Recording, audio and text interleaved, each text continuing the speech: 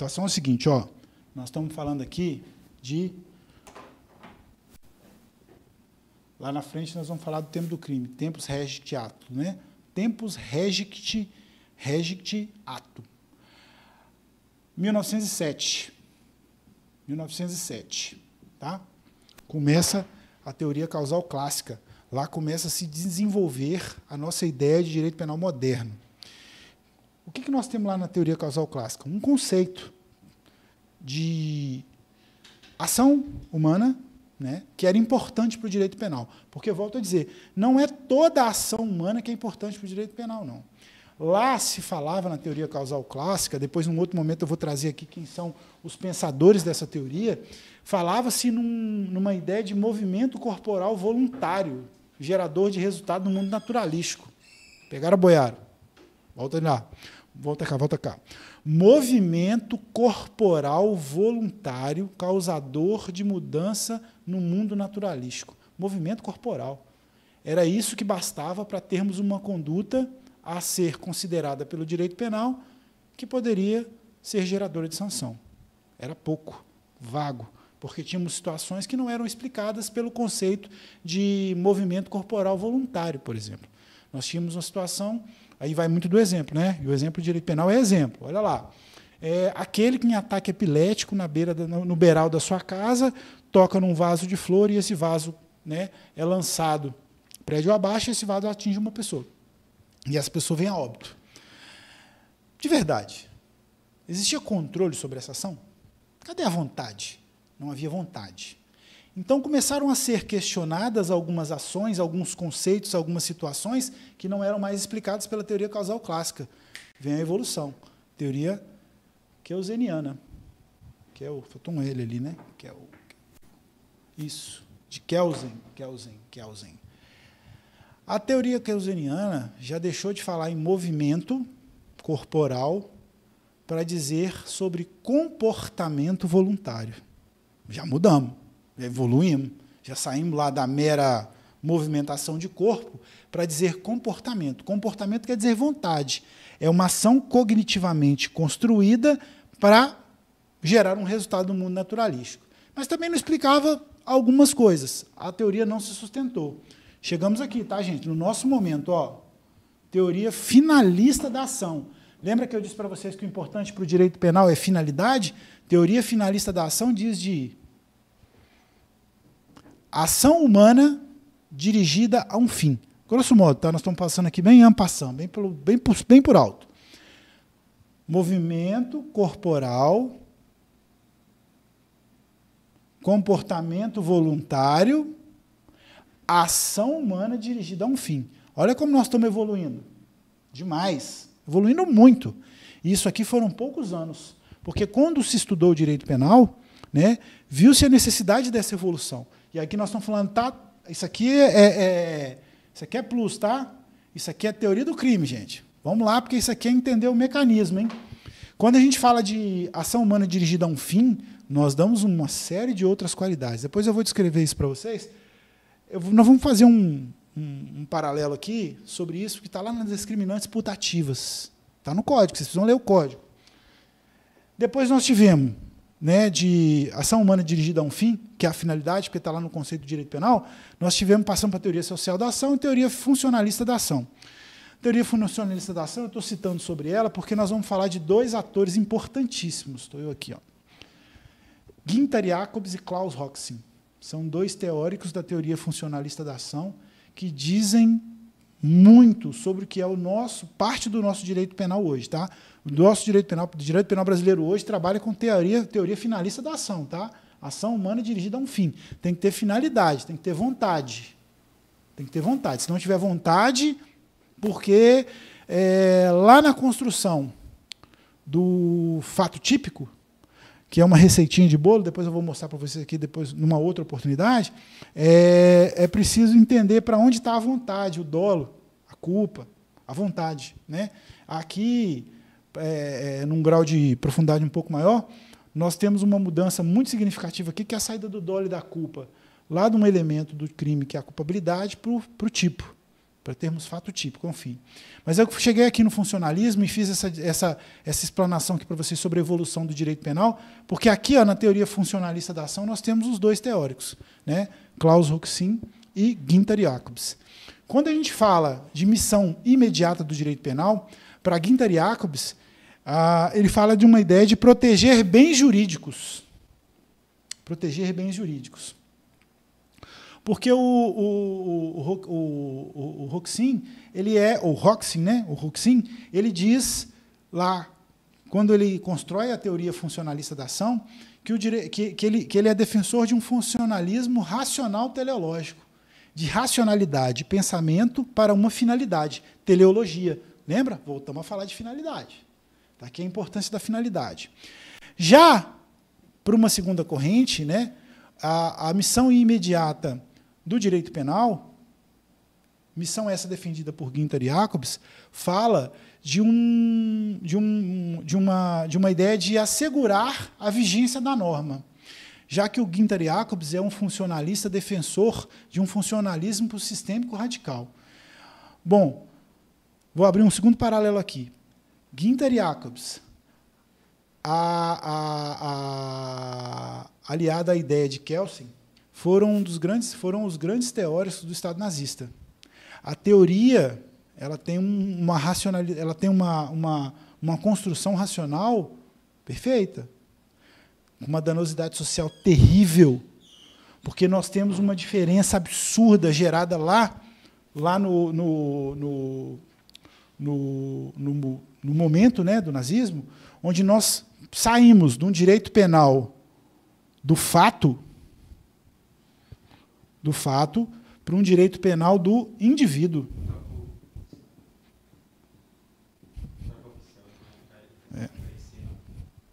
Vamos lá.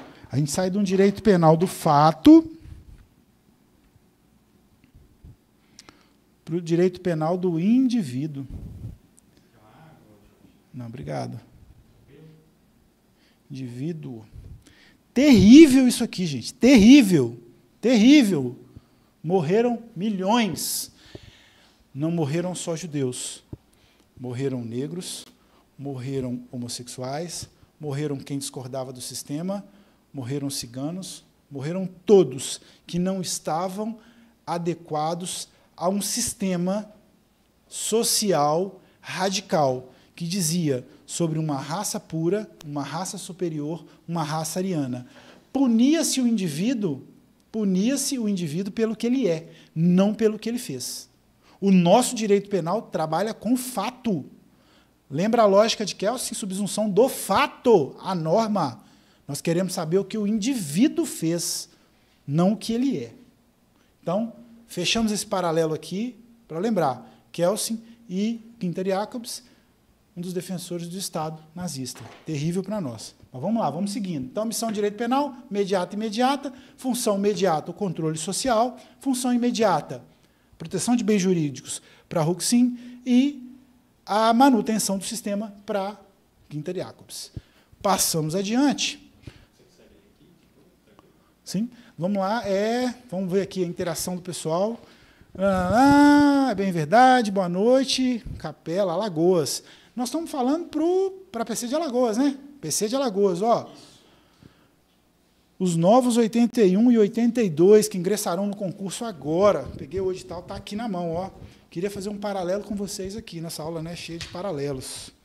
Eu dando uma lida no edital, diz aqui, ó, nível superior. Não brinquem. Os concorrentes de vocês serão graduados em Direito. O pessoal não vem para brincar, não. E a Sebrasp também não está para brincadeira, não. A Sebrasp dá para mandar para vocês aí, ó, enunciados de 10, 15, 20 linhas perguntando sobre teoria da norma, aliada à teoria do crime, com conceitos de direito penal. Tem que entender profundidade. Senão, infelizmente, é a regra do jogo, está posta. E eu, particularmente, posso dizer para vocês, nunca fui muito adepto do sistema de certo e errado, não. Para mim, nunca casou muito bem. Enfim, mas é a regra, vamos estudar e vamos fazê-lo. Mas o que me chamou a atenção aqui, pessoal, é o seguinte, queria que vocês dissessem aqui, ó, manda para nós, manda para a gente aí Manda aí, eu quero interação aí, quero saber de vocês. Vocês estão estudando, não estão? O que vocês estão achando? Estão gostando, não estão gostando? Estão preparando? Porque é o seguinte, prazo é apertado. Eu lendo o edital aqui, vi que a nossa prova 29 de agosto. Tá aí, galera, vamos estudar, brinca não. O Monster tá aí para vocês, muita matéria, muita coisa bacana. Vamos pegar firme, estudar pesado. Não tem baladinha, final de semana, churrasquinho com os amigos, é depois que você passar.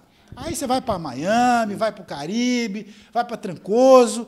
A gente que é aqui de Minas gosta da nossa Miami, né, que chama-se Guarapari, que vocês não conhecem lá no Espírito Santo, vai todo mundo para lá. É um negócio interessante. A gente sai daqui, final de ano, né, deu férias e tal, vou para a praia, vou descansar. Sai todo mundo aqui, encontra todo mundo lá. É mais ou menos por aí, mas vamos embora. Acabou, não tem prazo não, vamos estudar. O negócio não é brincadeira não. Vamos pegar firme, vamos pegar com energia, porque vai dar certo, pode confiar. Vamos lá, seguindo aqui, eu quero dizer para vocês, então, mais um toque de elegância aí. Ó.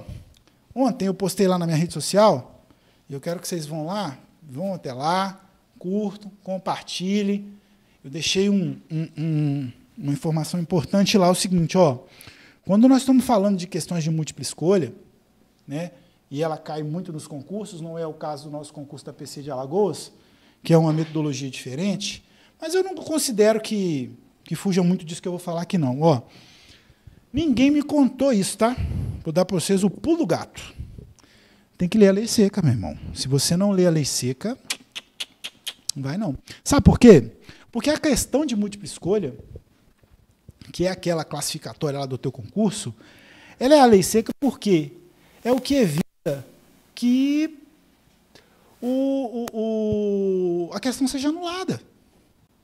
Porque raramente as questões de múltipla escolha elas vão trazer doutrina. Porque doutrina existem várias correntes para todo tipo de questão posta no direito que você imaginar. A lei seca não, meu irmão. A lei seca vigente está lá. Ó. É a regra. Não muda. Então, se não ler a lei seca, está fora do jogo. Mas eu vou dizer para vocês, não contaram isso para mim quando eu comecei. Eu passei uma graduação inteira lendo um monte de teoria, um monte de doutrina, não li a lei. E ao lá, no meu tempo, né, isso já faz muito tempo, diga-se de passagem, quando eu fui fazer curso preparatório, né, que era presencial à época, não existia nem uma metodologia telepresencial, foi interessante que o seguinte, quando eu cheguei lá, haviam colegas que já estavam fazendo cursinho preparatório desde o 7º período da graduação.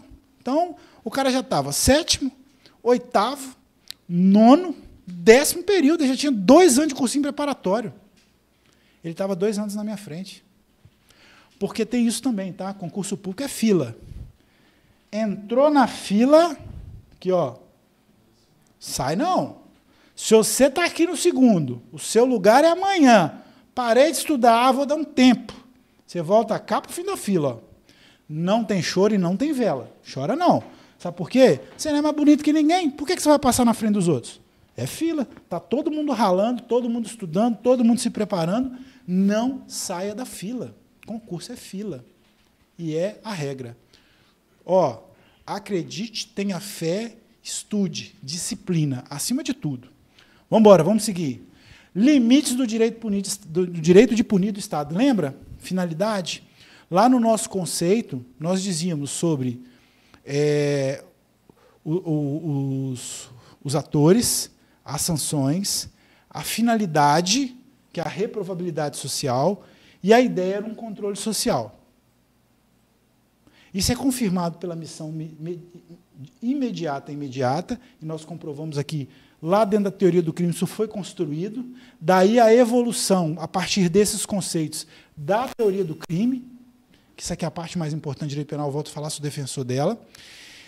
Porém, no entanto, todavia, esse direito do Estado de gerar norma para regular o nosso comportamento, ele tem limite. Tá? Quanto ao modo, o legislador, mesmo que autorizado para emitir normas restritivas de liberdade, ele deve salvaguardar os direitos e garantias constitucionais. É reserva, é o mínimo, são as pedras de toque. A gente não pode tocar no que é o mínimo da nossa liberdade, locomoção, ir, vir, permanecer, liberdade de expressão. São pedras de toque. É o mínimo que nós precisamos para também termos liberdade. Lembra que quando eu falei que nós fizemos um contrato social, que nós acordamos com o Estado, do Estado cuidar da gente, mas não é para cuidar de tudo, não, é só de uma parte. Então, direitos e garantias fundamentais são pedras de toque, são cláusulas pétreas, não devem ser modificadas. E elas limitam o direito de punir do Estado. Quanto aos limites espaciais, o direito penal presta-se a regular ações dentro do nosso território. Aí nós vamos ter os casos de excepcionalidade de aplicação do direito penal. Nós vamos estudar isso depois, num outro momento, quando a gente for falar de aplicabilidade do direito penal. E quanto ao tempo, né, o Estado não está absolutamente livre para fazer o uso do poder de castigar. Ou seja, ele tem que respeitar princípios. Legalidade, da não culpabilidade, da imputação subjetiva, porque eu não posso falar assim, é aquele grupo ali que praticou o crime. Não, não. Quem? Foi o indivíduo A, praticou a ação B, que gerou o resultado C. Esse resultado C está descrito na norma como crime, daí nós vamos punir. Entende? O direito de punir é um monopólio do Estado. Tá? Vamos ressaltar aqui é um ponto importante. Eu queria que a gente fizesse uma projeção aqui do artigo 347 do Código Penal. Vai aparecer para vocês aí na tela, né? E o que é isso? Quando a gente fala de limitação para exercício do poder de punir do Estado, isso já está aprovado na norma. Nós temos lá no Código Penal, tá? Deixa eu mostrar para vocês aqui o decreto-lei, né, 2848 de 1940 fala nome iuris, exercício arbitrário das próprias razões. Exercício arbitrário das próprias razões. Artigo 345. Fazer justiça pelas próprias mãos para satisfazer pretensão, embora legítima, salvo quando a lei o permite. Detenção de 15 dias a 1 mês ou multa, além da pena correspondente à violência. Está vendo aí? Então, o direito de punir do Estado, ele é limitado. E mesmo sendo limitado, não quer dizer que ele permita a autotutela, não. Porque a autotutela é considerada crime.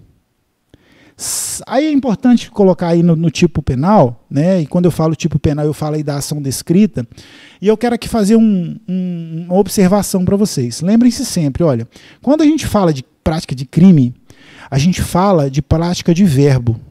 Então, todo tipo penal, ou seja, todo crime tem um verbo. Qual o verbo do exercício arbitrário das próprias razões? Fazer. O indivíduo, ele não se defende, ou ele não é processado, ou ele não é julgado pela ação de exercício arbitrário das próprias razões. Ele é processado, julgado e sentenciado pelo ato de fazer, que é o verbo. Verbo é ação. Então, procurem sempre todo tipo, ou seja, todo crime, não se preocupem com o nome iuris e, por favor, não digam: ai, professor, eu vi um indivíduo praticar o crime de assalto. Não existe assalto. Ou é furto ou é roubo. E nem é crime. Isso é nomen iuris, ou seja, nome jurídico. Qual é a ação do furto? Subtrair. Qual é a ação do roubo? Subtrair. Então, lembrem-se, verbo. Da mesma forma, a gente volta aqui e vamos falar o seguinte, olha, em que pese, tá? O direito de punir do Estado não ser absoluto e o Estado não permitir a autotutela, ou seja, o exercício arbitrário das próprias razões, que é um fato típico, está lá na norma descrito como crime, há exceções. Aí eu digo para vocês, nosso direito penal é um dos melhores do mundo. Todo mundo fala mal da legislação, é ruim. Não, não é. Assim como o direito alemão, o direito espanhol, o nosso direito penal é um dos melhores, está na vanguarda, e nós temos evoluído. Inclusive, quero aqui deixar um toque de elegância, anota aí, ó, TDE, toque de elegância. Lei caidora. Sabe qual é? Vamos lá, quero ver se vocês mandam aí para a gente no chat Qual que vai ser a lei caidora de todos os concursos da agora até o ano que vem? 30 segundos. Não, 3 segundos só. A aula está acabando, tem 1 hora de aula já. Vamos lá. Qual é a lei? Pacote anticrime.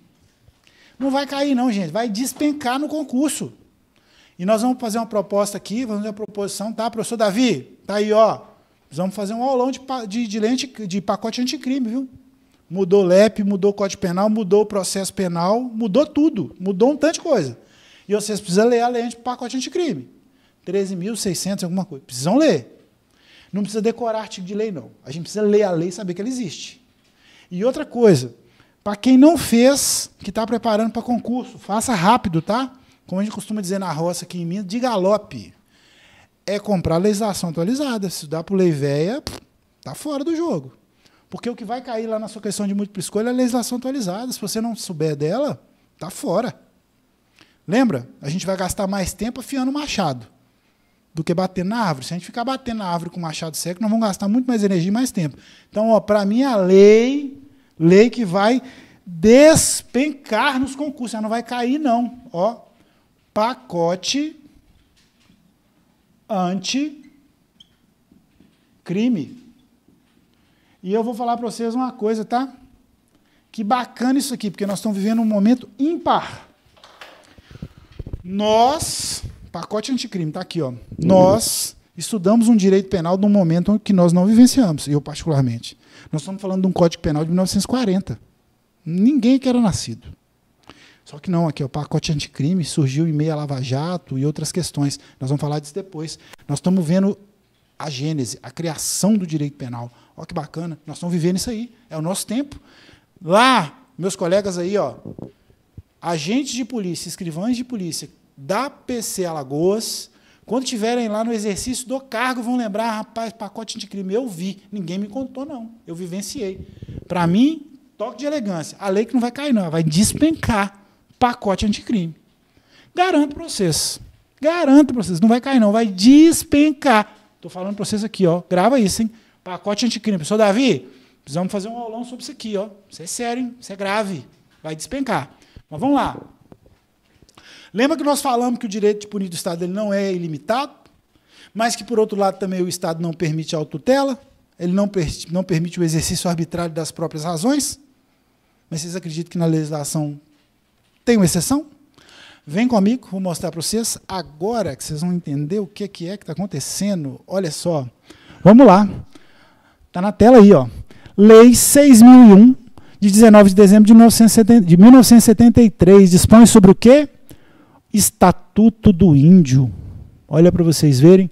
Tem uma questão sociológica nessa lei aqui, depois nós vamos falar sobre ela, mas olha o que diz o artigo do título 6, capítulo 1, lá dos princípios, artigo 57. Será tolerada a aplicação pelos grupos tribais. Será tolerada a aplicação pelos grupos tribais, de acordo com as instituições próprias, ou seja, com a cultura deste grupo, será tolerada a aplicação de sanções penais ou disciplinares contra seus membros. Então, lembra, é a comunidade indígena aplicando sanção à comunidade indígena. Não pode ser de outro grupo, tá?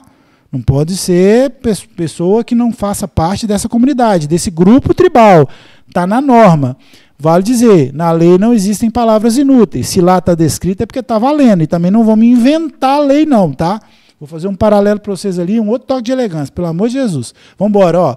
Artigo 57. Será tolerada a aplicação pelos grupos tribais, tá, de acordo com suas instituições próprias, de sanções penais ou disciplinares contra os seus membros, desde que não se revistam, né, de caráter cruel ou infamante. Proibida em qualquer caso a pena de morte. Então, olha só, que coisa maluca. Artigo 57 do Estatuto do Índio. Pegaram, boiaram? Vão comigo? Vamos para o quadro aqui, olha. Olha que interessante. Mesmo quando o Estado, o Leviatã, né, o gigante, tem que ler, tá, gente? Mesmo o Estado, quando ele não tem o direito absoluto de punir, ele não tolera a autotutela faz exceção, tá? Faz exceção a uma regra, permitindo que um grupo, ele faz uma regra, né? Então, ele tem aqui uma diferença do tratamento normal. Ele faz uma exceção à regra, porque ele considera a questão cultural do grupo indígena, mas mesmo nessa diferença, ela também não é absoluta não, meu compadre. Vem comigo aqui, ó. Está dizendo aqui, ó, não pode ser pena cruel, infamante e nem, de hipótese alguma, pena de morte. Por quê? Porque lá, ó, o artigo 5º da Constituição fala que não pode. Direitos e garantias fundamentais. E vamos deixar aqui, ó, paralelo 1, tá? Paralelo 1. Direitos são aspirações. É aquilo que eu almejo. É aquilo que me é dado pelo Estado. Direitos fundamentais. Garantias fundamentais são formas de promover e proteger esses direitos. São coisas distintas. Mas isso aí eu vou deixar para o professor de constitucional. Mas lembrem-se, são coisas diferentes. No direito, nós temos que ser técnicos, tá? Direitos são diferentes de garantias, garantias são diferentes de direitos. Mas entenderam? Está lá, nas garantias constitucionais, não existe pena de morte, não pode pena infamante, não pode pena cruel. Mesmo na exceção de uma regra, ela não é absoluta, ela tem limite. E nós temos aqui, fazer, por fim, uma outra consideração, que é uma questão de exceção ao monopólio, tá? Monopólio do direito de punir do Estado. Monopólio do direito de punir do Estado, que é o nosso conhecido, está lá no Direitos Humanos, vocês vão ouvir com a professora Carol, né? Carol? Direitos Humanos? Ah, aqui, ó. Esse já era, já foi, esse aqui já era, já está dormindo já. TPI. O que é o TPI, professor? Tribunal Penal Internacional. Está na nossa norma, está no nosso ordenamento jurídico, vou mostrar para vocês agora por quê. Ele não representa exceção ao monopólio do Estado de direito de punir. O monopólio é do Estado. O TPI não é a exceção. Por quê? Ele é uma justiça externa. Ele complementa a nossa justiça. E qual é a finalidade do TPI? A punição de chefes de Estado quando praticam crimes contra a humanidade. Porque nós vamos pensar lá, Slobodan Milošević. Procura no Google, está lá. Foi um chefe de Estado da Europa Oriental que passou o cerol num monte de gente para manter o seu monopólio como dirigente daquele país. Foi julgado aqui, ó, TPI. Porque na justiça do país dele, ele não seria punido nunca. Estão entendendo? Então, vamos lá. O monopólio é do Estado, o monopólio de punir não é absoluto, o Estado, portanto, não permite a autotutela, porém ele tem exceções. Está lá no Estatuto do Índio, mas essa exceção também não é absoluta. Então, lembra do sistema de freios e contrapesos? Temos sempre equilíbrio. E esse monopólio, ele não é quebrado pelo TPI, Tribunal Penal Internacional. A gente já vai finalizando por aqui. A gente vai falar aqui, né, de uma ideia de criminalização primária, né, que diz respeito ao poder de criar a norma, a criminalização secundária, que é o respeito ao poder, né, que diz respeito ao poder do Estado de aplicar a norma. Quando a gente fala de duas diferenças aqui, direito penal de emergência e direito penal político, são duas coisas que a gente tem que fugir delas, porque o direito penal de emergência já ocorreu uma vez aqui no nosso país, que foi a criação de lei de crimes hediondos. É quando o Estado inventa a norma para regular uma situação de agora, baseada num sensacionalismo. Eu vou falar qual é. A situação da lei de crimes hediondos, ela surgiu quando houve o sequestro do empresário Abílio Diniz. E aí criaram os crimes hediondos, os crimes mais graves, cuja pena inicia-se com o cumprimento do regime estritamente fechado, a progressão de regime é mais dura, é o caso de ir para o RDD, isso aí é LEP. Tá? Então, também não é algo muito bem visto no nosso direito penal, o direito penal de emergência, nem tampouco o direito penal né, promocional, político. Aí eu vou citar um exemplo aqui, né? Quando a norma penal cria a contravenção penal de mendicância. Ao invés do Estado atuar dando o básico, ele criminaliza. Isso não funciona muito legal, não. O direito penal simbólico, né, a gente fala quando nós temos um direito penal sem eficácia jurídica ou social, né, e nós vamos aqui falar rapidinho de algo interessante, que são a questão da velocidade do direito penal. Nós temos um direito penal, e isso foi criado por Silva Sanches, né, a conceituação, um direito penal de primeira, segunda, terceira, e hoje nós temos um direito penal de quarta velocidade. Direito penal de primeira velocidade é aquele que é mais lento, para penas mais graves, e, geralmente, a punição é pena privativa de liberdade. O direito penal de segunda velocidade são para crimes um pouco menos graves, ele é mais flexível, o procedimento é flexibilizado. No direito penal de primeira velocidade, como a pena é privativa de liberdade para os crimes mais graves, o procedimento é rígido. No segundo, né, crimes menos graves, o procedimento é flexibilizado e geralmente as penas são penas alternativas. Está lá da lei 9.099, Lei de Juizados Especiais. Nós temos um direito penal de terceira velocidade, que é uma mescla dos dois, né? Nós temos crimes muito graves, mas, porém, com um procedimento flexibilizado. E hoje, nós já podemos falar na doutrina que nós temos um direito penal de quarta velocidade. Daí nós voltamos a falar daquele nosso amigo, o TPI, Tribunal Penal Internacional. Lembra que é um sistema que suplementa o nosso direito penal, o nosso direito nacional? Por isso a teoria diz que é um direito penal de quarta velocidade. Lembre-se disso. Direito penal de primeira velocidade, crimes graves, procedimento rígido, pena privativa de liberdade. Direito penal de segunda velocidade, crimes menos graves, procedimento flexibilizado, penas alternativas. Direito penal de terceira velocidade, um direito penal que mescla os dois, né, para crimes graves, mas com procedimento um pouco mais flexibilizado. Exemplo, a lei de terrorismo, a lei 13.260, de 2016.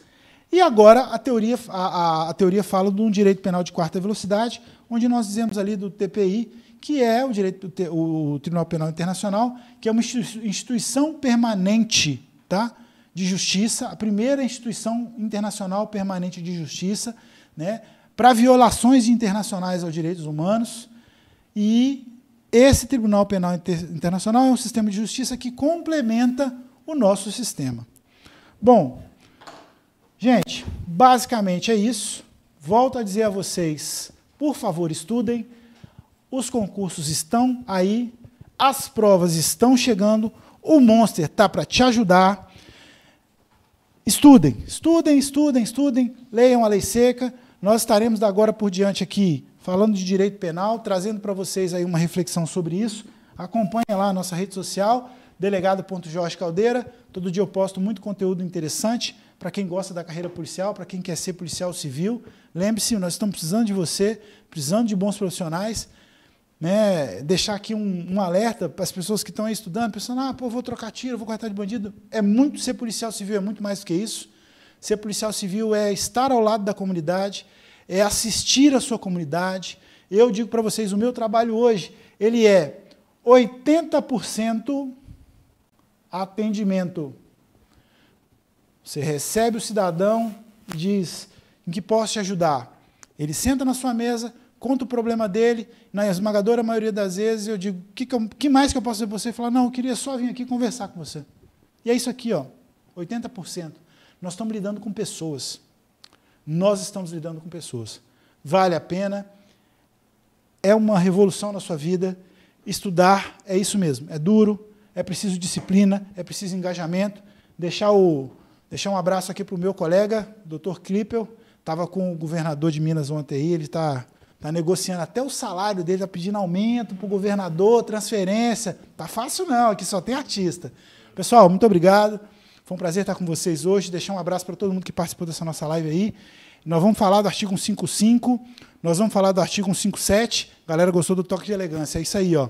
Pacote anticrime, Lei 13.964, 2019. Fera demais. A Poliana Lopes mandou para a gente aí.